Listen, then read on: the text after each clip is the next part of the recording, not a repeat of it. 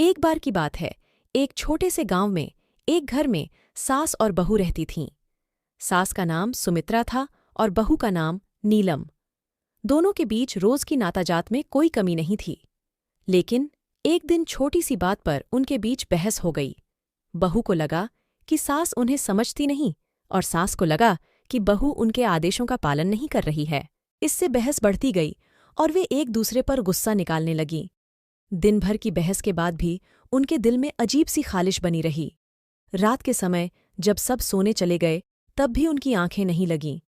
नीलम ने समझा कि ये सब कुछ ठीक नहीं है और उन्हें कुछ करना चाहिए। अगले दिन नीलम ने सुमित्रा को बुलाया और उनसे माफ़ी मांगी। सुमित्रा भी थोड़ी देर बाद समझी करने लगी और उन्होंने भी अपनी गलती का आदेश दिया। उन्होंने साथ मिलकर काम किया और एक दूसरे की मदद की। इससे न सिर्फ घर की माहौल में सुधार हुआ बल्कि उनकी दोनों की नातीजतन समझदारी भी बढ़ी। वे एक दूसरे की भावनाओं को समझने लगे और उनके बीच में सम्मान बढ़ा।